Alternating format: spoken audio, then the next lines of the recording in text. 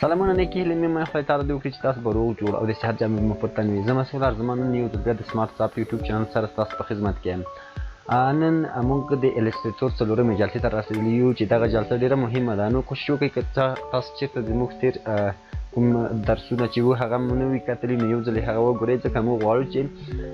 الستریټور سټپ بای سټپ قدم په قدم سره مخته یوسئ یا یې زده کړو. نو کوشش وکړئ که چېرته تاسو زموږ تېر درسونه نه وي کتلي نو زموږ هغه درسونه درسره وګورئ.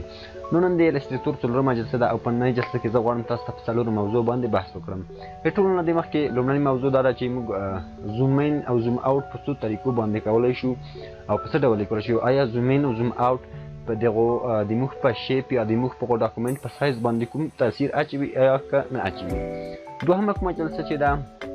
په کني سره دوهمه کومه موضوع چې ده هغه د کاپي ده چې موږ په الستریټور کې کوم ډول کاپي کولی شو، یعنې په کوم ډولونو یا کومو طریقو سره موږ کولی شو هلته کاپي ترسره کړو چې د هغو موږ مختلف ډولونه هلته تدریس کړي دي. کولی شئ تاسو زموږ سره په دغه جلسه کې واوسئ تر څو پورې تاسو د کاپي مختلف ډولونه وګورئ، ځکه کاپي په الستریټور کې ډېر مهمه ده چې تر څو پورې تاسو د هغو مختلفې طریقې زده کړئ. درېیمه کومه موضوع چې ده هغه د کلوز او د کلوز آل ترمنځ توپیر دی چې کلوز او کلوز آل یو له بل سره څه توپیر لري. په دغه توپیر باندې موږ بحث کړی دی او عملي تاسو ته په دغه جلسه کې ښودلی دی. څلورمه کومه موضوع چې ده هغه د سیو اس او د سیو ا کاپي ده چې آیا سیو اس او سیو ا کاپي یو له بل سره څه توپیر لري او په کومو ډولونو باندې موږ کولی شو له هغې څخه استفاده وکړو. نو د دغو جلسې د لیدلو لپاره تاسو کولی شئ زموږ سره په پاتې درس تعقیب کړئ تر څو پورې تاسو زموږ له دغې درس څخه زیات څه زده کړئ. نو راځئ زموږ سره سکرین ته. یو ځل بیا ښه راغلاست. نو موږ راځو خپلې زده کړې باندې پیل کوو. وګورئ موږ د مخکې څخه الستریټور راخلاص کړی وه او غواړم چې یو نوې پروژه د ځان لپاره واخلم تر څو پورې په هغو کې موږ د نننۍ ورځې کوم درس تطبیق چې دی په هغو کې یې ترسره کړو. سمه ده ګریټ. خب د ټولو نه د مخکې وګورئ زه غواړم چې یو شیپ دلته ولرم. وګورئ د مثال په ډول سره رکټینګل شیپ زه دلته راوړم. سمه ده. وګورئ لومړی موږ په لومړیو جلسو کې کوشش کړو چې د الستریټور کوم هغه اساسات چې دي هغه تدریس کړو. سمه ده. موږ نه غواړو چې د پروژو په ډیزاین او یا هم پروجیکټونه واخلو په هغو په ډیزاین باندې پیل وکړو، ځکه د هغو د ډیزاین په وخت کې موږ له داسې باید موږ یعنې موږ نشو کولی چې هغو زده کوونکو ته چې هغو تر اوسه اساسات نه دي ویلي په ډیزاین باندې پیل وکړو. سمه ده. خو کوم اساسات یا کوم هغه ابتدایي مسایل چې موږ ویلي دي په هغو باندې کوم ډیزاین کېدلی شي انشاءالله موږ به د هغو مسلسلې پروژې ولرو د څو درسو په مابینځ کې. نو په دې خاطر باندې موږ کوشش وکړو چې په لومړیو کې د پروژو په ډیزاین باندې موږ پیل وکړو. سمه ده. نو ګورئ لومړی غواړم چې دلته اوس موږ په زوم ان او زوم اوټ باندې خبره وکړو. وګورئ د موږ کومه پروژه چې ده نو غواړم چې د موږ اوس سپیس یو څه پراخه وي. وګورئ یا هم د کومه راهنمایي چې درته کا د کلیکونو یا هم د بټنو دلته یې کتلی شئ. وګورئ موږ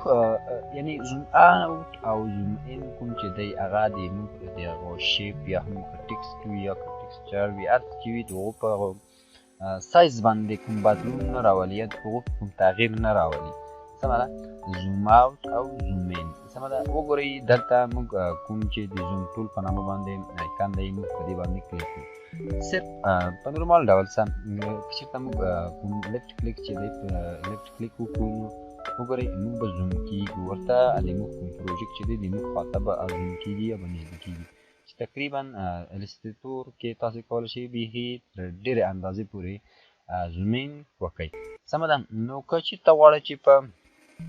یو کلیک سره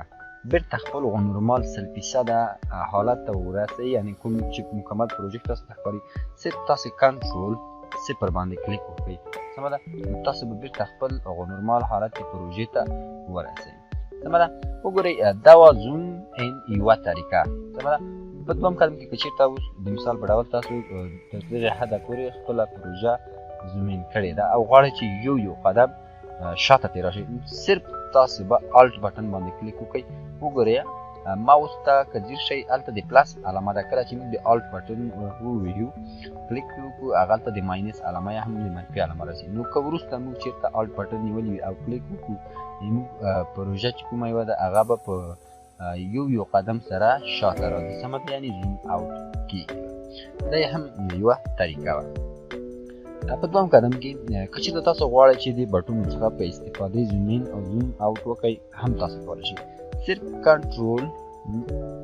پلس وګورئ یا هم کنټرول کومه د مثبت علامه چې ده تاسو به زوم ان او زوم اوټ کې او په ماینس یا منفي باندې بیرته زوم اوټ کې او په کنټرول صفر باندې تاسو خپل هغو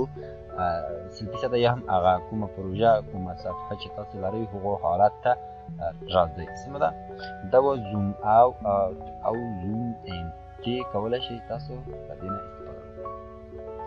اوس راځو هند ټول ته وګورئ هند ټول موږ کولی شو په مختلفو طریقو سره د هغه استفاده وکړو د مثال په ډول سره لومړی که تاسو غواړئ چې په جلۍ سره مثلا پروجیکټ تاسو ډېر زوم کړی دی په باریکي ډول سره په هغې کې کار کړئ نو تاسو کولی شئ له سپیس څخه په استفادې هلته تاسو هغه هند ټول چې دی د هغې نه استفاده وکړئ په هند ټول سره تاسو کولی شئ کوم هغه کاري صفحه چې ده په مکمل ډول سره تغییر ورکړئ یا هم د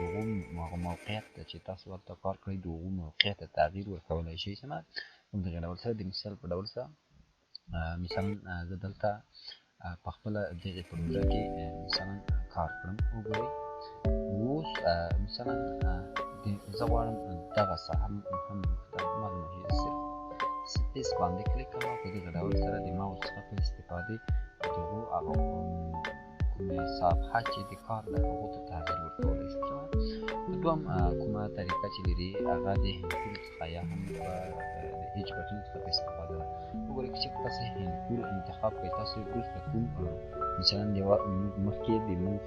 یا هم سلیکشن باندې کار کړل نو چېرته په اتوماتیک ډول سره بېرته به سلیکشن ته لاړو که به په پین باندې کار کړه بېرته په پین ته لاړو که به په برش باندې کار کړه بېرته په برش ته لاړو اما که چېرته موږ له دې څخه هند ټول څخه استفاده وکړه نو موږ بېرته موږ په خپل لومړني ټول ته نشو تللی چې مثلا موږ په کوم باندې کار کوو نو په دې خاطر باندې تاسو له سپیس څخه استفاده وکړئ تر څو پورې تاسو د کار کوم سرعت چې دی هغه لوړ وي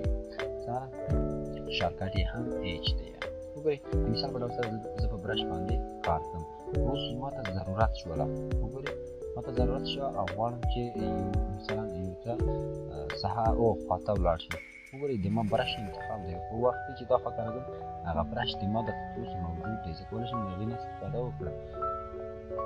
سمه ده نو په دې خاطر باندې کوشش وکړئ چې د سپیس څخه د سپیس بټن څخه په استفادې تاسو کار واخلئ سمه ده نو راځم برش باندې کوم څه چې موږ کوم شي جوړ کړله هغه ډیلیټ وګورئ اوس په دې جلسه کې مو یو لنډه یادونه ورته وکړه که چېرته غواړئ چې یو شی سټریټ یا هم مستقیم ډول سره کافي کړئ مختلفې طریقې دي یا غواړئ چې صرف د هغو کاپي واخلئ هم تاسو کولی شئ وګورئ صرف موږ راځو په پات باندې کلیک وکړو دلته چې کله موږ کلیک وکړله وګورئ سمه ده کولی شئ چې د ایډیټ منیو څخه په استفادې کاپي واخلئ سمه ده وګورئ د دې شیپ کاپي مې واخیسته بېرته کولی شو دلته موږ بېرته پست هم خو مختلفې طریقې موجودې دي دومه کومه طریقه چې موږ کارولی شو هغه د کاپي لپاره کنټرول سی او کنټرول بی کنټرول سی سره موږ کاپي واخیسته په کنټرول بی سره هغه موږ بېرته پیسټ کړه د دو کارکردگی یا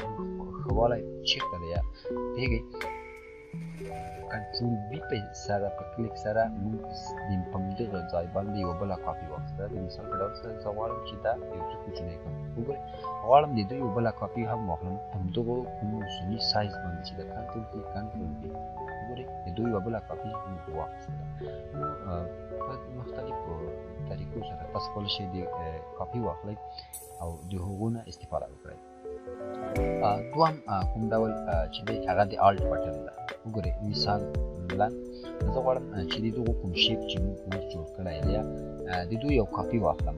کاپي یې مثلا په مستقیم ډول واخلم وګورئ لومړی خو دا زه کوشش کوم تر څو پورې منظم یې کوم یو څه په دغه ډول سره وګورئ مثلا زه غواړم د دغو شیپ یو کاپي په مستقیم ډول سره یا هم په هغو استاندارد او درجې سره چې زه غواړم هغلته یې کاپي کړم صرف زه د الټ بټن څخه په استفادې وګورئ یو کاپي اخلم چېرته موږ شیفت بټن ونه وهو یا په هغو باندې کلیک ونه کړو نو موږ هر ځای کولی شو چې د دغه یو کاپي ولرو یا یو کاپي واخلو په دغه ډول سره خو که چېرته موږ د شیفت بټن نیولی وي وګورئ شیفت بټن موږ دا اسانتیا راکوي تر څو پورې په مستقیمه درجه سره موږ شیفت ځای پر ځای کړو وګورئ په دغه ډول سره که هر څو زه خواته ماوس بوزم په هغو مستقیمه کومه درجه چې ده په هغو درجه سره دا شیپ موږ ته کاپي شوه وګورئ په همدغه ډول سره او په دویم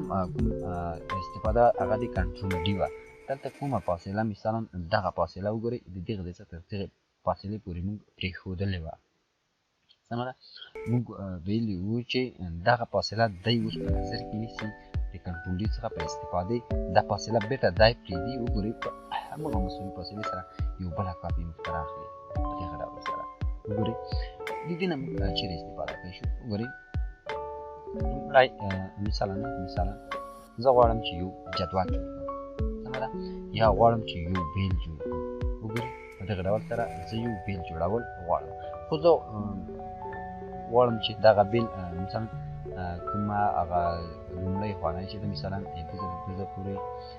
د بیل هغه معرفي وي چې دا بیل د کوم څه لپاره کارول کېږي یا هم د کوم شرکت لپاره دی نو کولی شئ چې استفاده ترېنه وکړئ سمه ده وګورئ زه ځینې نقطې دلته کومه نه غواړم چې په هغو باندې خبره وکړو سمه ده خو چې کله یې وخت راغله هغو ځای ته ورورسېدلو نو انشاءالله موږ به بیا په هغو باندې تفصیلي ډول څه غږېږو سمه ده نو وګورئ زه په دغه ډول سره یو بیل جوړول غواړم سمه ده اوکې نو راځو مثلا دغو معرفي کوم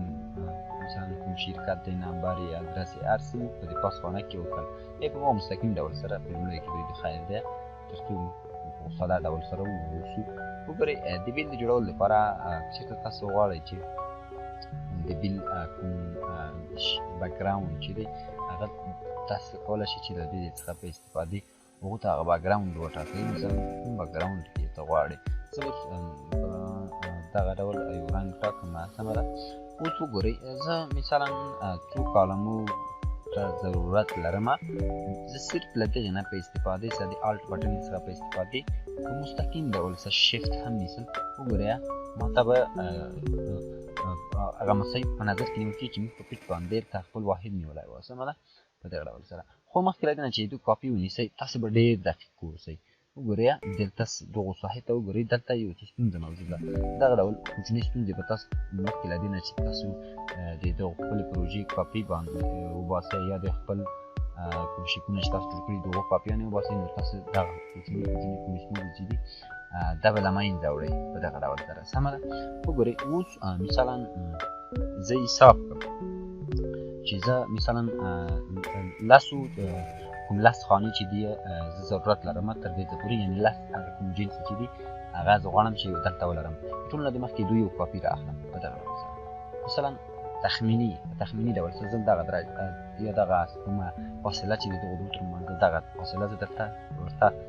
تعینوم کنټرول ډي باندې کلیک کوم پوره یوه دا شوله دوې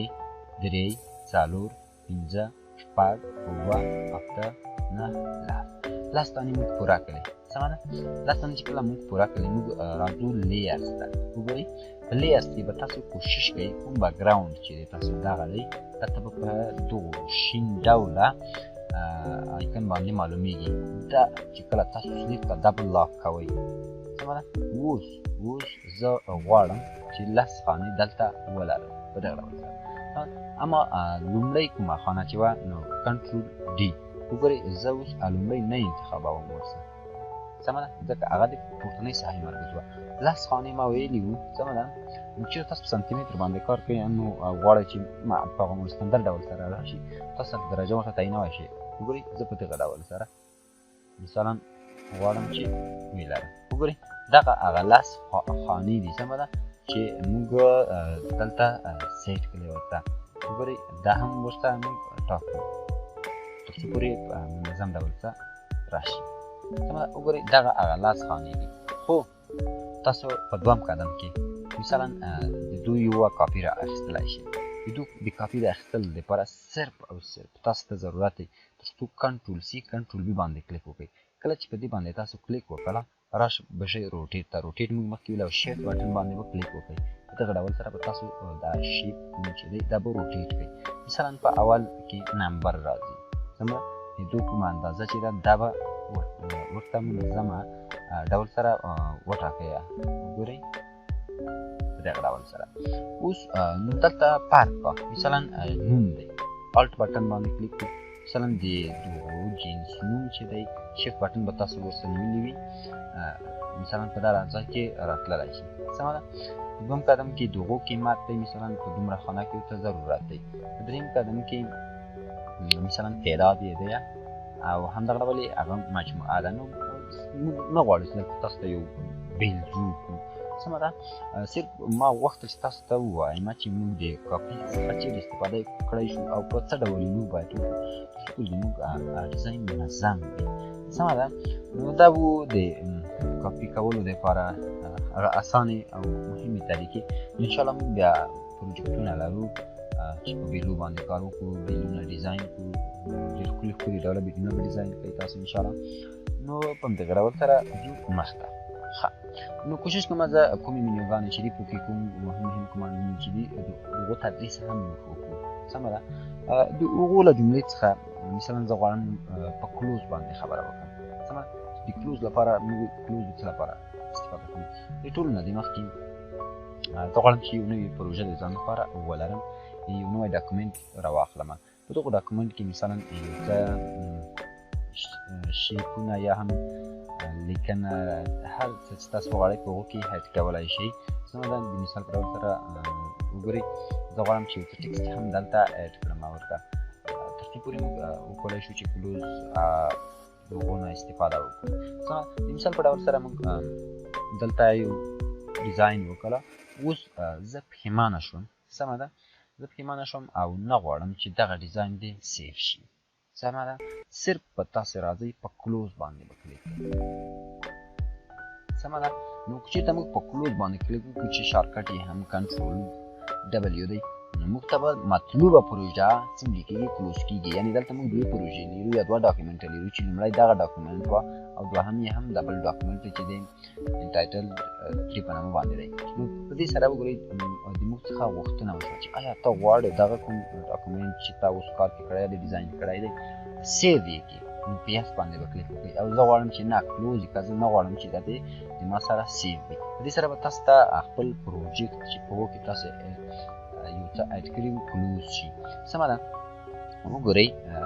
غواړم یو نوی ډاکومنټ بیا راواخلم. اوس په دې کې موږ هېڅ ډول کوم څه نه دي لیکلي یا هم څه نه دي پکې ایډ کړي. کلوز باندې کلیک وکړم بدون له دې نه چې زما څخه غوښتنه وکړه هغه به کلوز شي. سمه ده. په دویم قدم کې کلوز آل دی. سمه ده. وګورئ زه یو پروجیکټ رااخلم. وګورئ. ښه. کلوز آل چې آلټ کنټرول ډبلیو دغه شارټکټ دی، دغه نه تاسو کولی شئ چې استفاده وکړئ. وګورئ څومره پروجیکټونه چې دلته له تاسو سره موجود وي ټول به څنګه شي کلوز بشي. ټول به په یو ځلې هغه پروجیکټونه چې موږ دلته کار کړي دي هغه به ټول موږ ته په یو ځلې کلوز شي یا به بند شي. صرف تاسو کولی شئ چې له دې څخه د فایل منیو څخه په استفادې سره په کلوز آل باندې یا هم آلټ کنټرول ډبلیو څخه په استفادې تاسو کلوز آل کړئ. اوس نه غواړم چې زه کلوز آل وکړم. سمه ده. خو تاسو کولی شئ چې دا کلوز آل کړئ. نو فکر وکړئ چې تر یو حده پورې تاسو دې باندې پوه شوي یئ. راځو سیف ته. سیو اس او سیو کاپي یو له بل سره څه توپیر لري. سیو کله چې موږ په یو پروژه کې کار کوو د مثال په ډول سره موږ دغه پروژه بشپړه کړله. سمه ده. دا د لاک څخه وباسم. دا پروژه موږ بشپړه کړله. اوس غواړم چې سیو یې کړم. تاسو کولی شئ چې د کنټرول ایس څخه په استفادې هم سیو وکړئ. سمه ده. وګورئ راځو فایل ته. سیو کنټرول ایس. که چېرته موږ غواړو چې خپله پروژه موږ کله ډیزاین کړله هغه سیف کړو صرف راځو موږ دلته کولی شي چې فایل ته نیم ورکړئ یا نوم ورکړئ سمه ده د مثال په ډول سره د موږ نن څلورمه جلسه ده همدغه ډول زه نوم ورکوم فایل سیف وګورئ دلته مختلف ډیټا ټایپونه چې دي کله چې په دې باندې سیف وکړئ چې انشاءالله په دې باندې د مفصله خبره کوو اوس صرف تاسو دپاره باید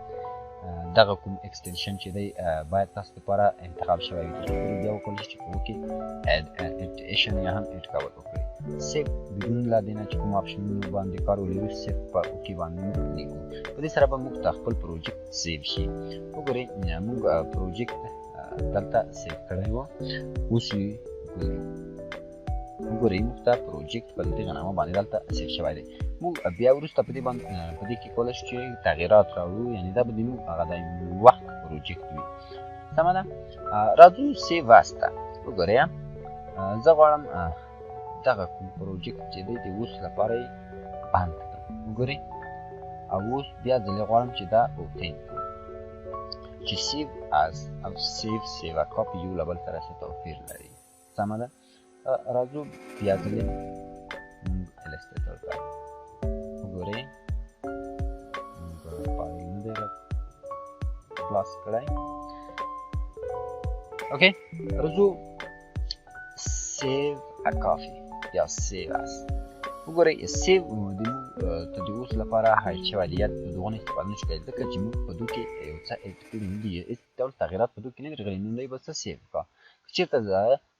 د دو تغییر ورکړم د دو مکان ته تغییر ورکړم ځای ته هلته به موږ ته سیف بېرته فعال شي ښه راځو اوس سیف اس ته مثلا زه غواړم دغه کومه پروژه چې ده دا دې له ما سره وي مثلا د دوی یو کاپي مې واخیستله په دوی کې مې یو څه نور شیان ولیکل یا مې یو څه نور څه پکې اډ کړل نو که چېرته زه سیف باندې کلیک وکړم د موږ هغه کومه اوریجنل پروژه چې وه دا به پاس د هغو نه سیف شي یعنې هغه به د باینز نه لاړه شي چې زه په سیواس باندې کلیک وکړم بدون ګورئ یو ځل بیا درته یادونه کوم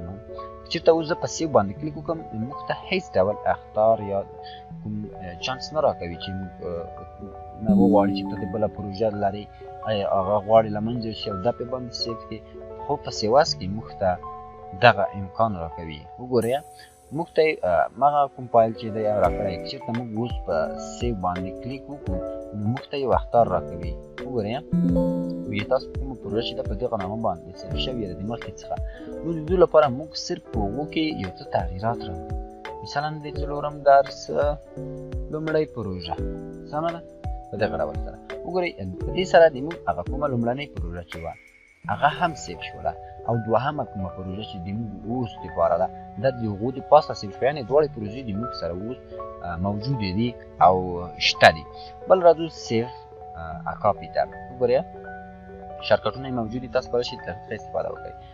که چېرته موږ په سیف ا کاپي باندې کلیک وکړو موږ ته به په اتوماتیک ډول سره ګورئ